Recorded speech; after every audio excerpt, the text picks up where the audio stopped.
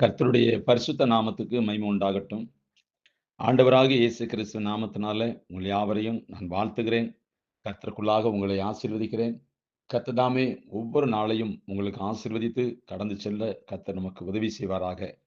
பிரியமானவர்களே, இந்த நாளிலும் தியானத்திற்காக எடுத்துக்கொண்ட பரிசுத்த வேதாகமத்தினுடைய பகுதி ஏசாயா தீர்க்கதரிசியின் புஸ்தகம் 6ஆம் அதிகாரம் 6, 7 வசனத்தை நான் வாசித்து தியானிக்க போகிறோம்.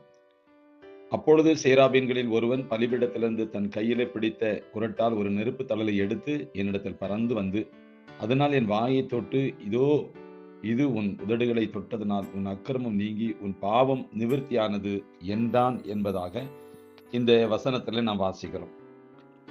பிரியமானவர்களே, இன்றைக்கும் நமக்கு தேவை அக்கினி தழல்கள், நெருப்பாக பற்றி பிடித்து தேசமெங்கும் பரவும் அக்கினி தழல்கள். ஆம், கர்த்தர் உங்களை அக்கினி தழலாக பயன்படுத்த விரும்புகிறார்.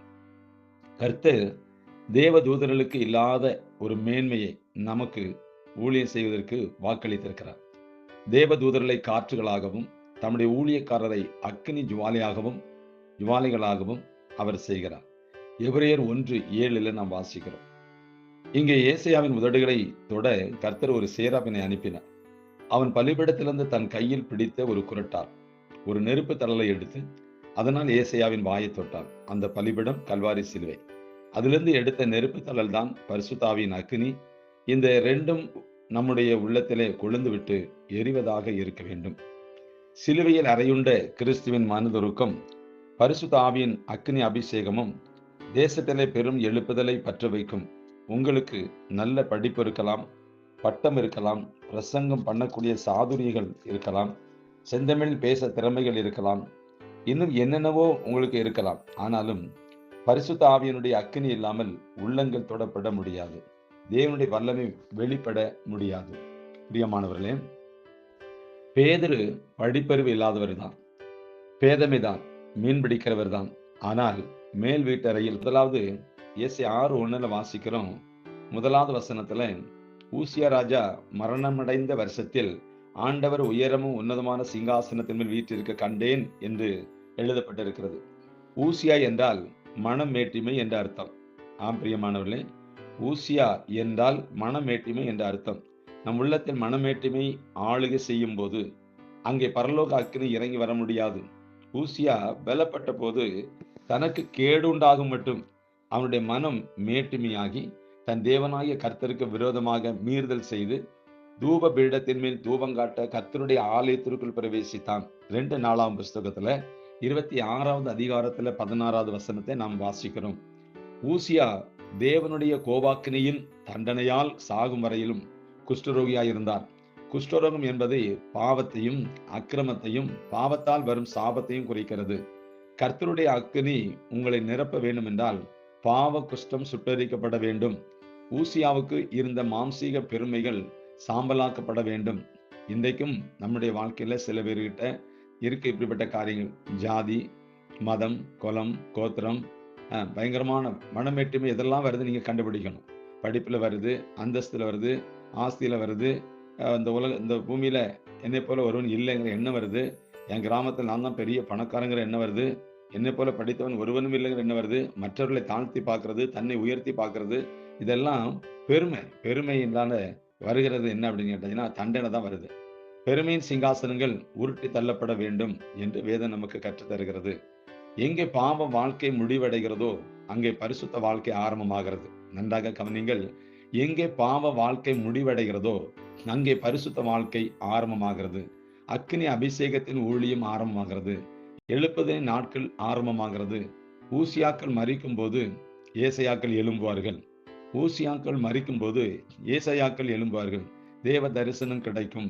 தரிசனம் இல்லாத இடத்தில் ஜனங்கள் சீர்கட்டு போவார்கள் என்று நீதிமொழிகள் 29:18 நாம் வாசிக்கிறோம். நமக்கு எழுப்புதல் அக்கினியும் தேவை. ஊழியத்தை குறித்த தரிசனம் தேவை. எழுப்புதலுக்காக வாஞ்சித்த ஏசாயா கண்ட தரிசனம் என்ன? கர்த்தர் உயரமும் உன்னதமான சிங்காசனத்திலே வீற்றிருக்கும் தரிசனம். அவருடைய சிங்காசனமோ அக்னிமயமானது. கர்த்தருடைய கண்கள் அக்னி ஜுவாலையை போல் இருந்தது என்று வெளிப்படுத்தல் 1:14 வாசிக்கிறோம். கர்த்தருடைய அபிஷேகம் உங்கள் மேல் இறங்கி வரும்போது உங்கள் மூப்பர்கள் சொப்பனங்களையும் உங்கள் வாலிபர்கள் தரிசனங்களை காண்பார்கள் என்று பழைய ஏற்பாட்டு புஸ்தகத்தில் யோவேல் 2:28 புதிய ஏற்பாட்டு புஸ்தகம் அப்போஸ்தலர் 2:17 பவுல் இப்படியாக சொல்கிறார். நான் அந்த பரம தரிசனத்துக்கு கீழ்ப்படியாதவனாய் இருக்கவில்லை என்று அப்போஸ்தலர் 26:19 சொல்கிறார். தேவனுடைய பிள்ளைகளே, உங்களுக்குள் கர்த்தருடைய அக்கினிமயமான சிங்காசனம் அமைக்கப்படும்படி உங்களுக்குள் உள்ள ஊசியாக்கள் பாவ சிங்காசனங்களை உருட்டி தள்ள வேண்டும். அந்த அன்பார்ந்தவர்களே, இந்த ஊசியா மனமேட்டுமை அடைந்தபடினால அவனுடைய சிங்காசனத்துல இருந்து அவன் தள்ளப்பட்டான். அவன் குஷ்டரோகியா மாறினான். அவன் வேதம் என்ன சொல்லுது? அவன் பலப்பட்ட போது ஆரம்ப நாட்கள் ஊசியா சரியா தான் இருந்தாரு.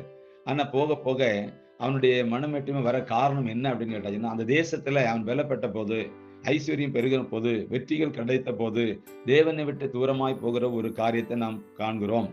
முதலாவது, எல்லா கர்த்தருடைய பிள்ளைகளுக்கும் ஆரம்பத்துல பாத்தீங்கன்னா ஒண்ணுமே இருக்காது. கஷ்டமா இருக்கும். வாழ்க்கை எப்படி கொண்டு போகங்கிற பல பிரச்சனைகள், போராட்டத்துல இருப்பாங்க. ஐயோ, எல்லாரிலும் கிதியோன் சொன்ன மாதிரி எல்லாரிலும் என் குடும்பம் சின்ன குடும்பம். சவுல் அப்படிதான் சொன்னாரு. எல்லாரிலும் இஸ்ரவேலின் சின்ன குடும்பம் அப்படிதான் சொன்னாரு.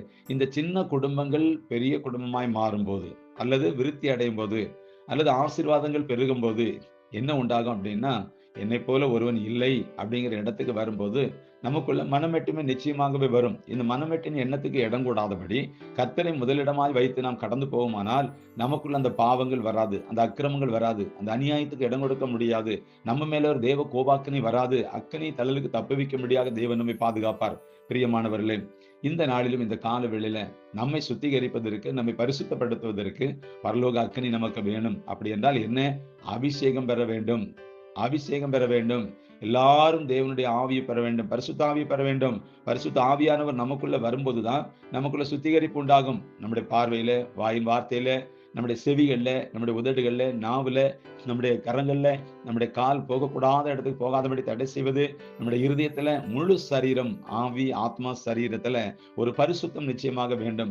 இந்த பரிசுத்தத்துக்காக தான் பிரயாசப்படுகிறோம். இந்த பரிசுத்தத்துக்காக தான் தேவ சமூகத்துல காத்து கிடக்கிறோம். நம்ம எல்லாரும் பலவீனமானவர்கள் தான், பல பாவங்கள்ல விழுந்தவர்கள் தான், இல்லை என்று சொல்லவே முடியாது.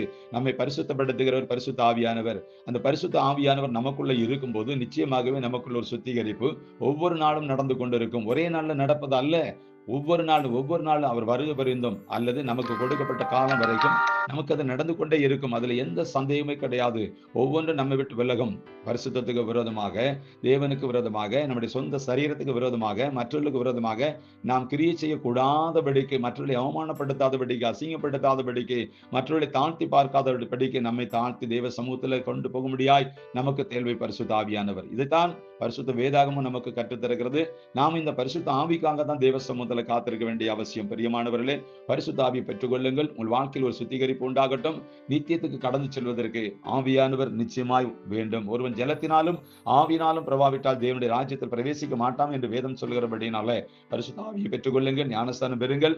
வேதத்தை நன்றாக வாசிங்கள். அந்த வசனங்களுக்கு கீழ்ப்படியுங்கள். நிச்சயமாகவே கர்த்தர் உங்கள் வாழ்க்கையில் இடைபடுவார். உங்களிடத்தில் பரிசுத்தம் உண்டு வரும். அந்த எங்கே பரிசுத்தம் இருக்குதோ அங்கே அற்புதங்களும் நடக்கும். அதையும் நீங்க கவலைப்பட வேண்டாம். யோசுவா 3:5 வாசிக்கிறோம். எங்கே பரிசுத்தம் இருக்குது அங்க அற்புதம் நடக்கும். இன்று உன்னை பரிசுத்தப்படுத்திக் கொள்ளுங்கள், நாளைக்கு உங்கள் மத்தியில் அற்புதம் நடக்கும் என்று வேதத்தில் வாசிக்கிறோம். வேதத்தில் வாசிக்கிற ஒவ்வொரு வசனத்துக்கும் ஒப்பு கொடுங்கள். கர்த்தர் உங்களை ஆசீர்வதிப்பார். God bless you.